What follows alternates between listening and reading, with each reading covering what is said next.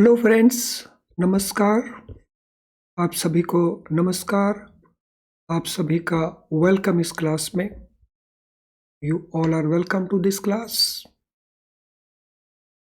तो quickly confirm करेंगे आपका ऑडियो, आपका वीडियो आपको एक्सेसिबल है। Please confirm your audio video is accessible to you. तो मैं वेट कर रहा हूँ आपका कंफर्मेशन। तो जैसे ही आप कंफर्मेशन करेंगे your audio video is okay, I will be able to start. Yes, I'm waiting for your response.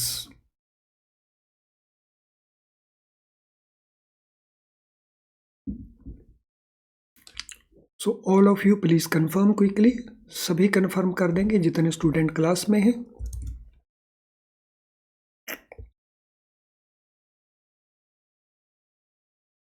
तो चलिए शुरू करते हैं। एक्सचेंज रेट मैकेनिज्म एक बहुत ही इम्पॉर्टेंट टॉपिक है हमारे BFM के जो मॉड्यूल ए है उसका चैप्टर 1 फॉरेन करेंसी रेट्स में। इसके ऊपर लगातार क्वेश्चंस आते हैं और बहुत क्वेश्चंस आते हैं। केस स्टडीज भी बन के क्वेश्चंस आते हैं। तो एक्सचेंज रेट मैकेनिज्म क्या है? Most of foreign exchange deals are done on spot basis. That is, delivery of the funds takes place on the second working day following the date of deal, contact and transaction. Now, इसको understand करने से पहले दो important dates को understand करना it is quite important. तो ये दो इम्पॉर्टेंट डेट्स कौन कौन सी हैं? एक है डेट ऑफ कॉन्ट्रैक्ट, कॉन्ट्रैक्ट की जो डेट है।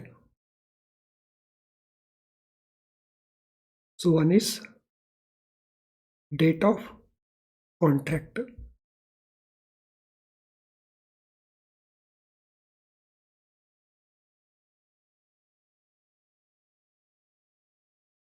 सो कॉन्ट्रैक्ट की डेट है means the date on which the rate and date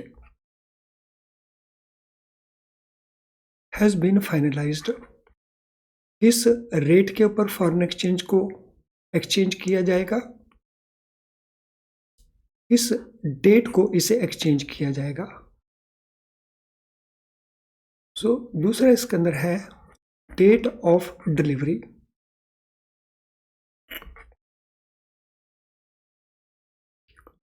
so date of delivery means जो एक्सचेंज ऑफ करेंसीज है वो एक्चुअली किस दिन ले होंगी, तो जिसको हम कहते हैं सेटलमेंट का डेट।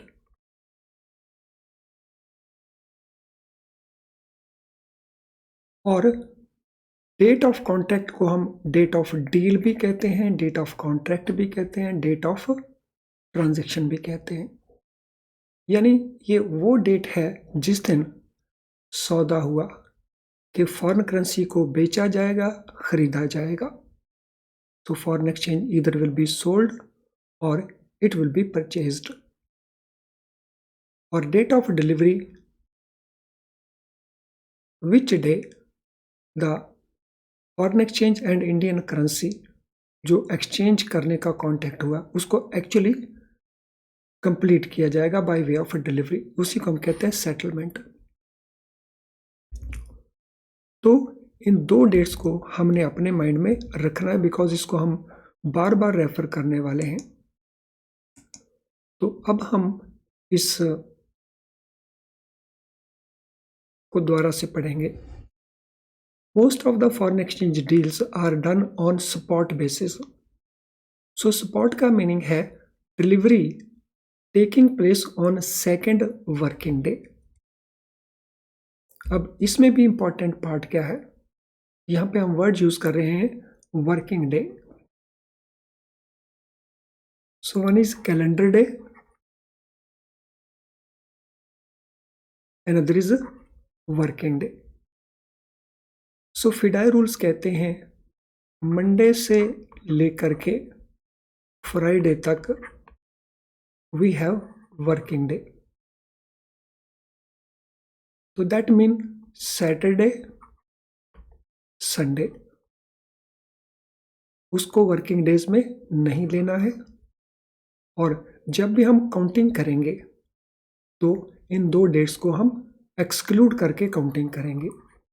तो अगर हम कहते हैं सेकंड वर्किंग डे, तो ये सेकंड वर्किंग डे हम अगर बीच में संडे या सैटरडे आता है तो उसको एक्सक्लूड करके कैलकुलेट करेंगे। सो फॉर एग्जांपल, अगर कॉन्ट्रैक्ट है लेट अस से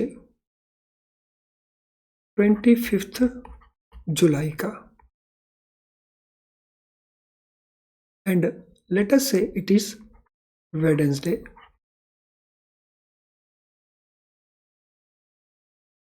तो जो सेटलमेंट है स्पॉट बेसिस के ऊपर ये कौन से डेट को हो जाना चाहिए? सो वेडनेसडे में हमने 2 वर्किंग डेज को ऐड कर देना है। So this mean this settlement should take place on Friday, provided Friday is not holiday. और अगर कॉन्ट्रैक्ट 26 जुलाई को बना, लेट्स से 26 जुलाई है थर्सडे, तो इस केस में हम 2 वर्किंग डेज को जब ऐड करेंगे तो हमारे पास एक वर्किंग डे है फ्राइडे, और उसके बाद सैटरडे संडे उसको हमें एक्सक्लूड करना होगा। तो नेक्स्ट वर्किंग डे हमारे लिए बनेगा मंडे। तो इस केस में 26 जुलाई को हमारे पास थर्सडे है, 27 को फ्राइडे है, 28th 29th हॉलीडे हुआ, तो 30th हुआ हमारा सेटलमेंट का डेट, और इस केस में सेटलमेंट का डेट बन जाता है 27th। सो इस कैलकुलेशन को बड़े ध्यान से हमने अंडरस्टैंड करना है। अगर आपको इस वीडियो को दोबारा से वॉच करना पड़े तो इसको दोबारा से ज़रूर वॉच करें, लेकिन जब तक ये पार्ट आपके क्लियर ना हो तब तक आगे प्रोसीड मत करें, बिकॉज इन सारी चीज़ों को हम बार बार यूज़ करने वाले हैं। एंड आई होप जो हमने यहाँ तक डिस्कस किया, so everything is quite clear to all of you. आपने इसको नोट भी कर लिया है and it is clear to you also. ये सारी एग्जाम्पल्स को आप नोट कर लें कॉपी के अंदर, मैं आपको थोड़ा टाइम दे देता हूँ।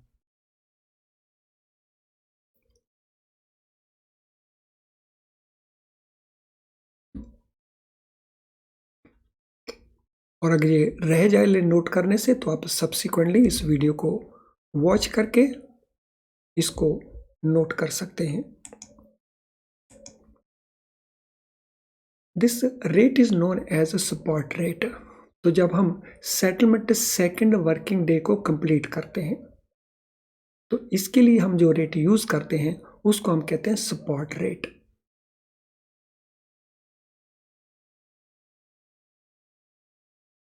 तो जब हम बात करते हैं सपोर्ट बेसिस के ऊपर, एक होता है सपोर्ट बेसिस जिसको हम सपोर्ट ट्रांजैक्शन भी कह सकते हैं, एक सपोर्ट रेट। तो ये बातें भी दो अलग अलग हैं, तो इनमें भी डिस्टिंक्शन हम ध्यान से नोट कर लेंगे। तो एक है सपोर्ट बेसिस या support transaction,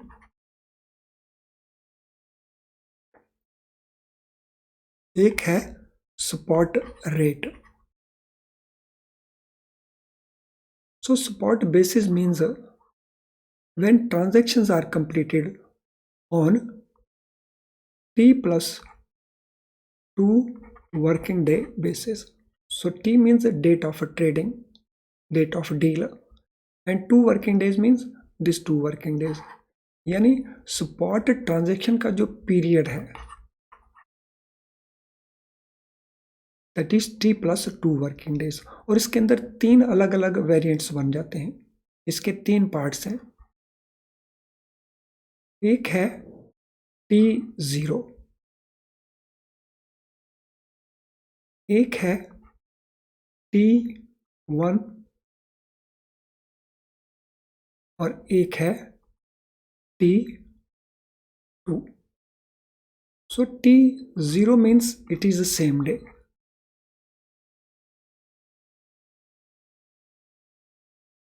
So T1 means next day. और ध्यान है ये सारे के सारे वर्किंग डेज माने जाएंगे. And T2 means so T plus 2 working days, यानी डे आफ्टर टुमारो. तो ये 3 दिनों के अंदर हम इसको सेग्रीगेट करते हैं. तो अगर हम इसको लेते हैं कि डील की डेट है जुलाई 25 और ये वेडनेसडे है, तो 25 हुआ T0, 26 हुआ T1, 27 हुआ T2. जो स्पॉट रेट हम वर्ड यूज करते हैं, so it is related to T+2. So जब भी आप वर्ड पढ़ें स्पॉट रेट, तो हमने अंडरस्टैंड करना है that we are talking about T+2 working days. और नेक्स्ट डे के लिए सो T+1 हम जिसको कह सकते हैं,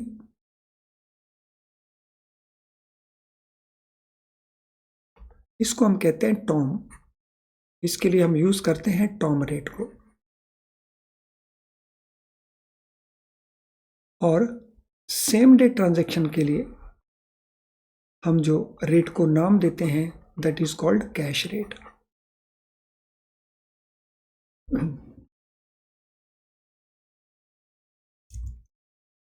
तो इस सारे पार्ट को बहुत अच्छे से प्रैक्टिस करना और इसको याद रखना.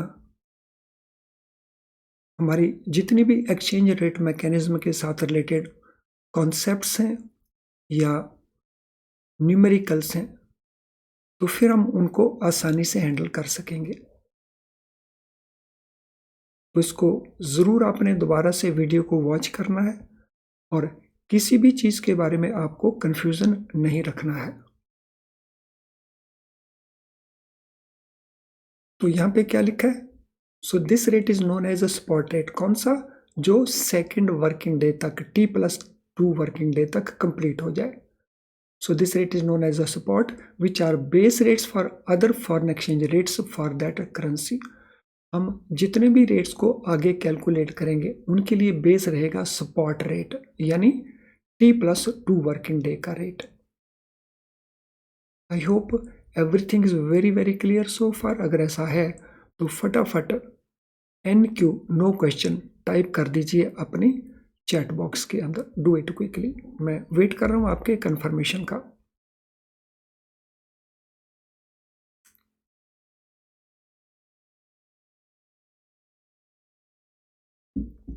और कोई भी कंफ्यूजन होगा, वीडियो के इस पार्ट को दोबारा से वॉच कर लेना. एंड आई एम 100% श्योर कि आपको कंफ्यूजन नहीं होगा उसके बाद.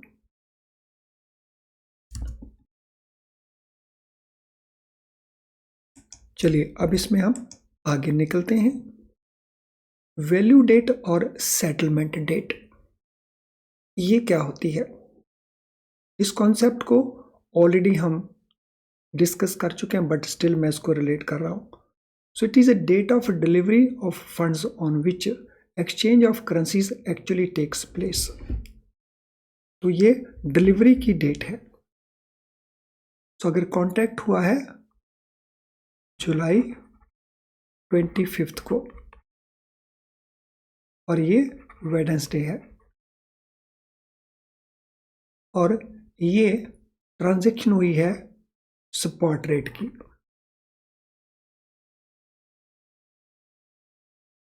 तो इस केस में वैल्यू डेट कौन सी बनेगी मुझे ज़रा बता दीजिए. नाउ अब हम कंसेप्ट को अंडरस्टैंड करते हैं.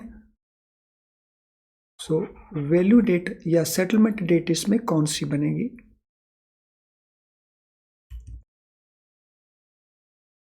Yes, I wait for your answer. इसमें वैल्यू डेट कौन सी बनेगी? तो इसमें value date T plus 2 working day. So T हो गया 25th, 2 वर्किंग डेज हमने से ऐड किए, तो it mean the value date is 27th।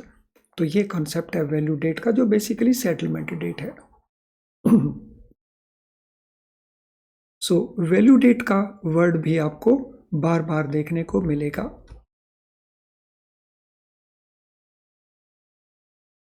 अब आगे चलते हैं।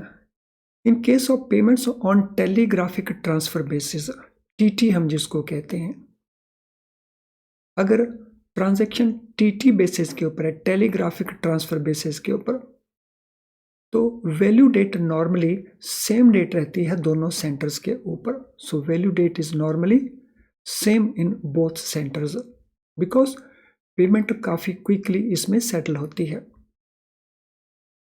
सो in case of payments on TT basis, the value date is usually same in both centers। Usually है, but it can be different also.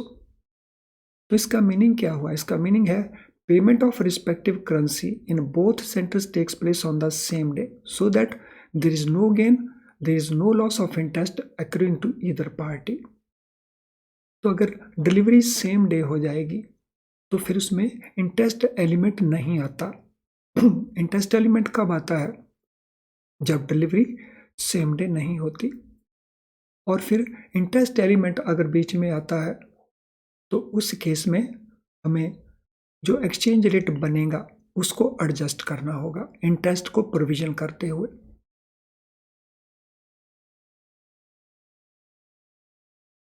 अब types of value dates. Value dates के types कौन कौन से हैं?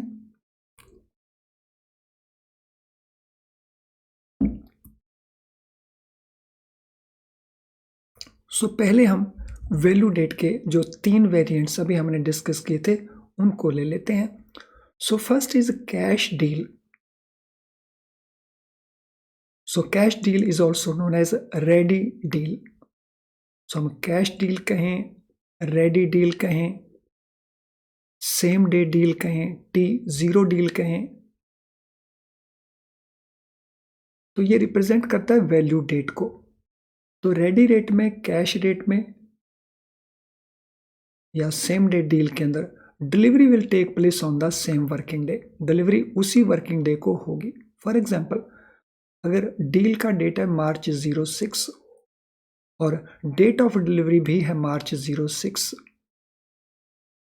तो हम कहेंगे इट इज कैश और रेडी रेट, कैश और रेडी डील। तो वैल्यू डेट में अगर पूछा जाए कि डिलीवरी सेम डे प्लेस हो रही है जिस दिन का कॉन्टैक्ट है, तो इस ट्रांजैक्शन को हम क्या कहेंगे? इसको हम कहेंगे कैश डील और ready deal.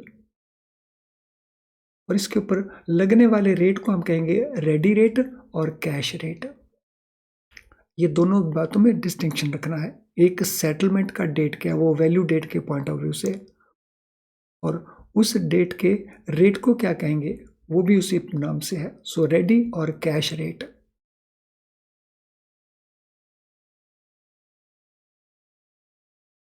Then we have Tom deal. So T+1. So 1 means 1 working day. Tom deal. Tom stand करता है tomorrow. Tomorrow होता है next day. So T हो गया date of deal. 1 working day हो गया Tom deal. So in this case, delivery takes place, settlement takes place on next working day. अब यहाँ पे भी ध्यान रखना है, next working day को लेना है हमने। सो अगर date of deal, date of contact 6 March है और 7 मार्च भी वर्किंग डे है, तो इसमें वैल्यू डेट बन जाएगी March 7। लेकिन अगर March 7 हॉलीडे है तो इट विल बिकम मार्च 8, और अगर मार्च 8 भी हॉलीडे है तो it will become March 9।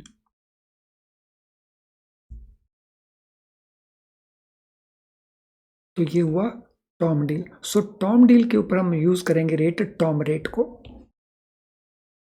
Rate which will be used on Tom deal, it will be Tom rate.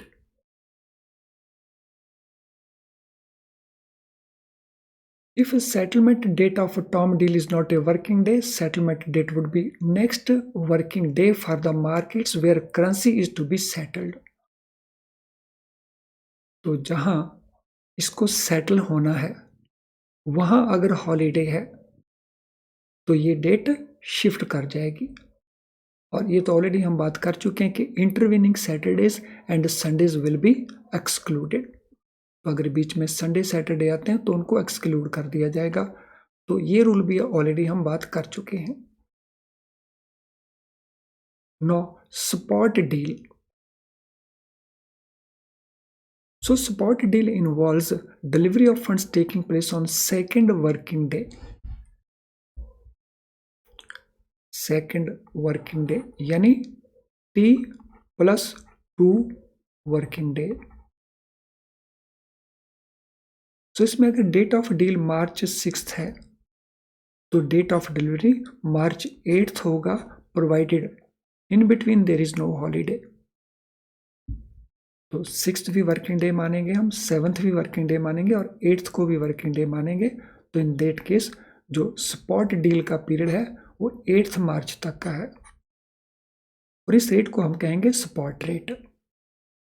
मैं यहाँ पे लिख देता हूं, इनमें रेट्स को हम नाम किस नाम से जानते हैं।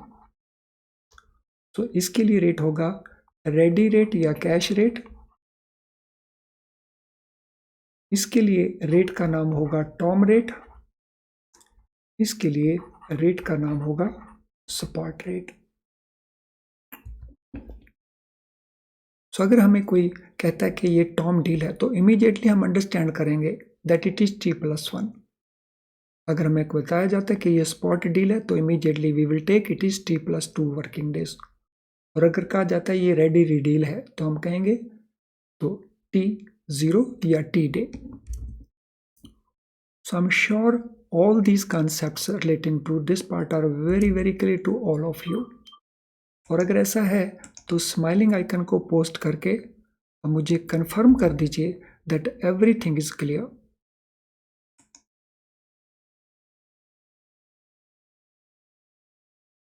यस, कर दीजिए quickly confirm that everything is very clear.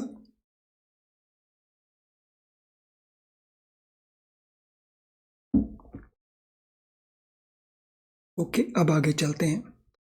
If settlement date of spot deal is not a working day, अगर स्पॉट डील के अंदर सेटलमेंट डेट वर्किंग डे नहीं है तो settlement date will be on next working day for the markets where currency is to be settled. तो अगर उन markets में छुट्टी है तो जहां इसका सेटलमेंट होना है तो उस केस में इसको हम एक दिन के लिए पोस्टपोन कर देंगे, यानी for the period of holiday हम इसको पोस्टपोन कर देंगे। And intervening Saturday and Sunday तो they will always be excluded. तो ये सेम रूल है जो हमने T1+ के केस में देखा है। तो कैश और रेडी डील में इस प्रकार की सिचुएशन राइज नहीं होगी, ये सिचुएशन राइज होगी टॉम डील में या स्पॉट डील में। वन मोर इंपॉर्टेंट पार्ट, अगर डील के बारे में कुछ नहीं मेंशन है तो ऑलवेज हम अज्यूम करेंगे that it is a spot deal. If nothing is mentioned the assumption would be that settlement is to take place on spot deal basis। तो ये assumption हम मान के चलेंगे कि ये स्पॉट डील का मीनिंग स्पॉट डील को ही अज्यूम किया जाएगा। चलिए फ्रेंड्स, जिन स्टूडेंट्स का अभी तक लाइक डिसलाइक नहीं हुआ है क्विकली वो लाइक डिसलाइक को कंप्लीट कर देंगे। बहुत सारे स्टूडेंट्स हैं जिन्होंने भी उसको कंप्लीट नहीं किया है, सो डू इट क्विकली। और इस स्क्रीन के ऊपर इट्स मोमेंट के ऊपर जो कुछ भी आपको नज़र आ रहा है इस सारे को आप अच्छे से ज़रूर पढ़ लेना, इसमें आपके काम की बातें हो सकती हैं। सो चाहे वो लाइव क्लास के बारे में है, चाहे वो आपके कमेंट्स के बारे में है, चाहे वो हमारे वीडियो लेसन्स के बारे में है. So these things could be useful for you. चलिए कर दीजिए लाइक डिसलाइक को कंप्लीट क्विकली ताकि हम अगले पार्ट में चल सकें. सो अब हम बात करेंगे फॉरवर्ड डील की. तो डील को ब्रॉडली हम जब डील की बात करते हैं तो ब्रॉडली एक होता है स्पॉट डील, एक होता है फॉरवर्ड डील. सो स्पॉट के अंदर हमारे पास 3 सब डील्स हैं. तो T0 का है, T+1 का है और T+2 का है. एंड फॉरवर्ड मीन्स ये T+3 वर्किंग डे ऑनवर्ड्स है. यानी अगर कोई डील स्पॉट डील में क्लासीफाई नहीं हो सकती तो उसको हम ऑलवेज फॉरवर्ड डील में क्लासीफाई करेंगे. और forward deal means it is T+3 working days और उसके बाद कुछ भी नंबर ऑफ वर्किंग डेज हो सकता है. It may be number of days, it may be number of months, it may be number of years. तो फॉरवर्ड डील क्या है? Delivery of funds take place on any day after the spot date. So spot date के बाद अगर delivery की date है, settlement की date है, तो उस केस में उसको हम कहेंगे फॉरवर्ड डील. सो अगर डील की डेट है March 06 तो फॉरवर्ड की डेट शुरू हो जाएगी फ्रॉम March 09 और उसके बाद ये किसी भी डे की, किसी भी मंथ की, किसी भी साल की हो सकती है. So that is forward deal.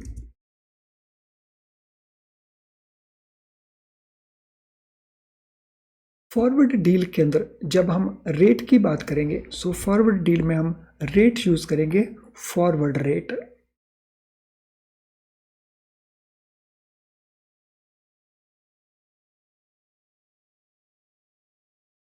और फॉरवर्ड रेट जो हम कोट करते हैं तो उसमें कॉन्सेप्ट आता है फॉरवर्ड मार्जिन का. फॉरवर्ड मार्जिन का उसमें कॉन्सेप्ट आता है. और ये जो फॉरवर्ड मार्जिन है तो this margin can be in the form of premium also, this margin can be in the form of discount also. ये प्रीमियम भी हो सकता है, ये डिस्काउंट भी हो सकता है. ये प्रीमियम और डिस्काउंट हम किसके कॉन्टेक्स्ट में देखेंगे? स्पॉट रेट के कॉन्टेक्स्ट में देखेंगे. और फॉरवर्ड को हम सिंपल लैंग्वेज में फ्यूचर डेट मानते हैं. It is future period. So spot rate से अगर जो फॉरवर्ड का रेट ज्यादा है तो उस केस में ये प्रीमियम बन जाता है. और अगर फॉरवर्ड का रेट स्पॉट रेट से कम है तो उस केस में ये डिस्काउंट बन जाता है. सो डिस्काउंट होगा या प्रीमियम होगा वो डिपेंड करेगा मार्जिन के ऊपर. यानी हम इसको इस प्रकार से भी देख सकते हैं, फॉरवर्ड एंड स्पॉट, इन दोनों का जो डिफरेंस है तो उसको हम कहते हैं फॉरवर्ड मार्जिन. अगर forward margin, forward rate rather, अगर फॉरवर्ड रेट $US का हम लें तो $1 इज इक्वल टू से एग्जाम्पल के तौर के ऊपर 82 रुपीज 50 पैसा, जबकि स्पॉट हमारे पास अवेलेबल है 82.25. तो यहाँ पे फॉरवर्ड हमारे पास रेट ज्यादा है तो it mean forward is at a premium. और अगर ये 82.50 है लेकिन आज स्पॉट जो है वो 80 to 70 है।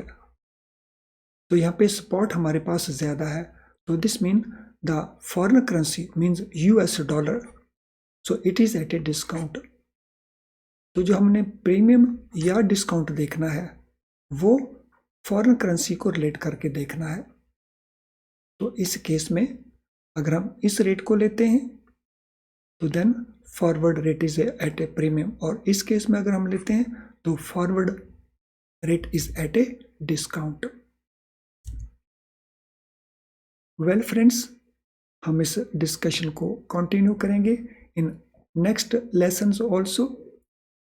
तो आपका किसी प्रकार का कोई क्वेश्चन है तो आप अपने क्वेश्चन को कमेंट बॉक्स में टाइप कर सकते हो, जो आपको हमेशा अवेलेबल रहता है। और अगर आपको हमारी अदरवाइज कोई हेल्प की ज़रूरत है other than the class part, class के अंदर क्या बताया गया इसको छोड़ करके, तो ये हमारा ईमेल आईडी है where you can contact us. तो चलिए मैं इस क्लास को वाइंड अप करता हूँ। Thank you friends, all the best.